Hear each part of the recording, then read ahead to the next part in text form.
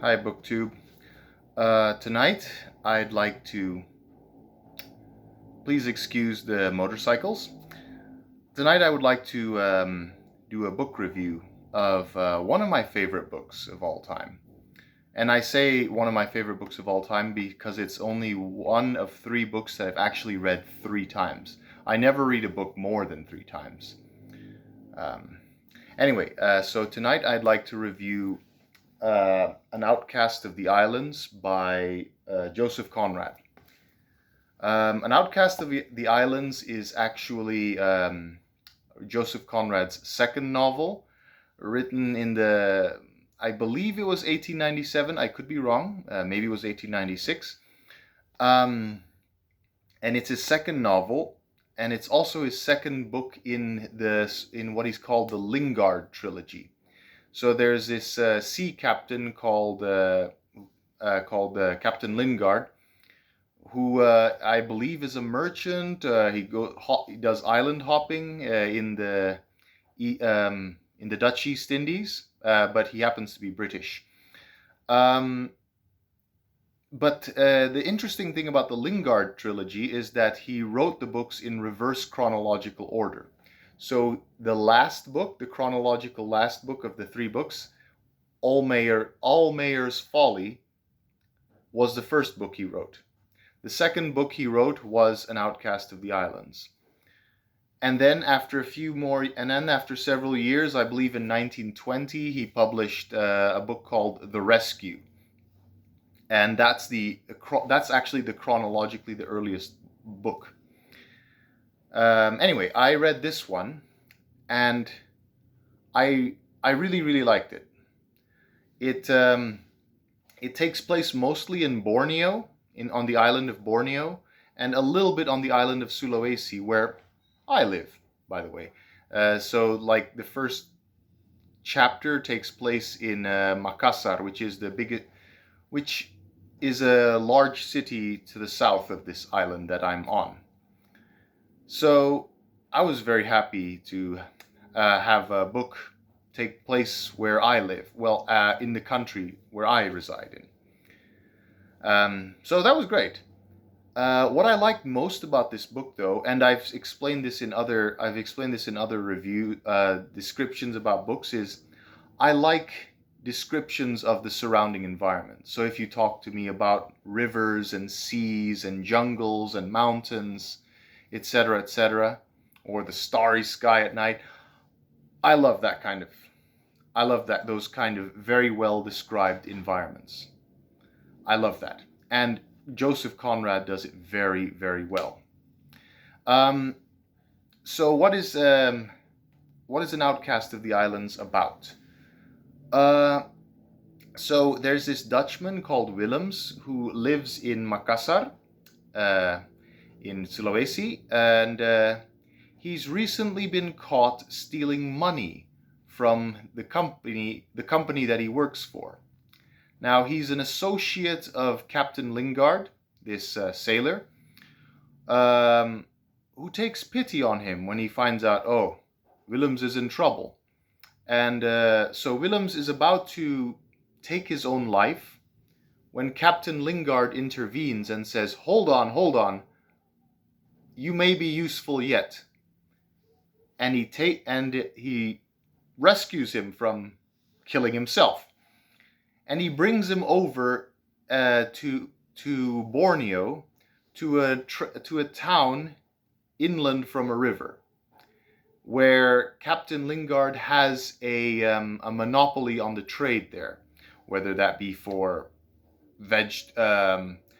natural resources like gold, or fruit and vegetables, or anything else. So Captain Lingard has a monopoly on the control area there. And so he drops Willems off there. And he says, wait for me, wait for further instructions. And Willems, being the greedy scoundrel that he is, betrays Captain Lingard. He's motivated through complex motives. he betrays his captain while there. He betrays his friend who rescued him from suicide there.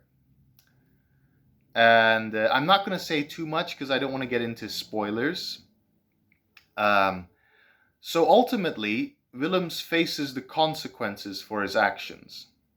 And yeah, that's basically it. Without giving away spoilers, that's the basic gist of the story.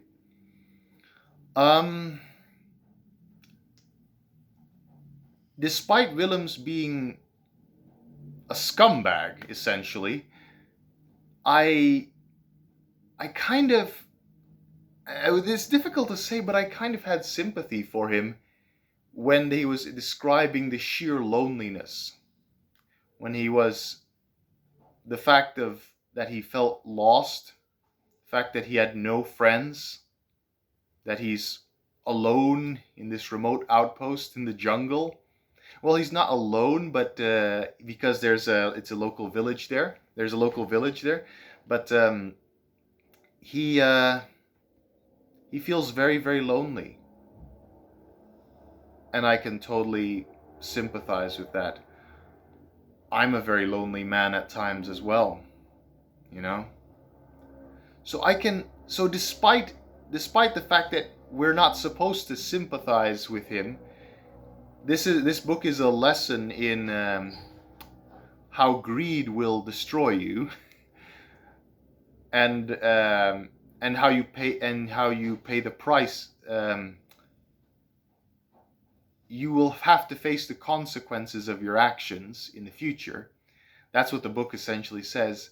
So he's not a sympathetic character, but I cannot help but feel a sense of sympathy when the book describes his sheer sense of being alone. Loneliness.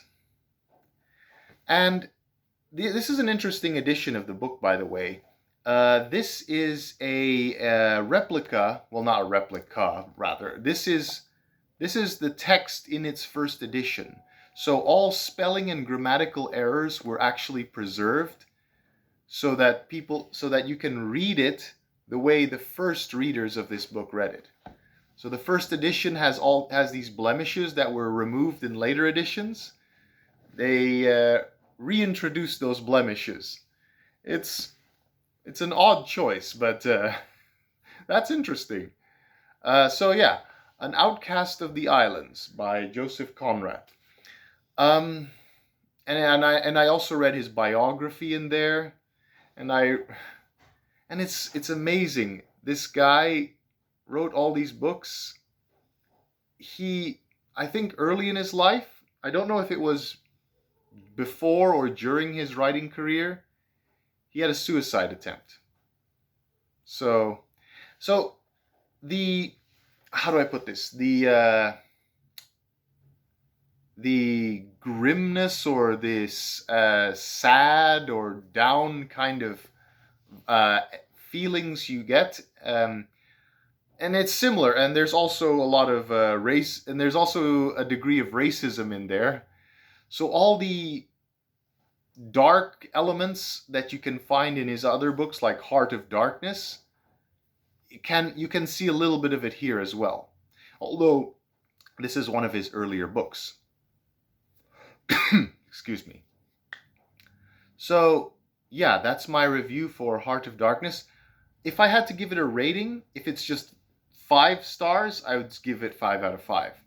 But if it's out of 10, maybe an 8, because the ending wasn't a happy one, so to speak. And this guy just couldn't, like, I was always thinking, this fool, he should stop.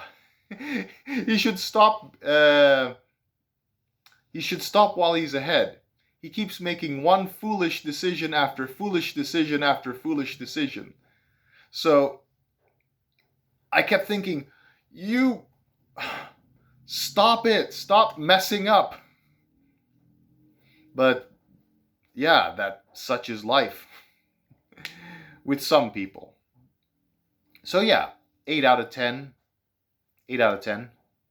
I really like the book. It's not my all-time favorite book, but it is one of my favorites because I read it 3 times. All right, thanks for listening. Bye-bye.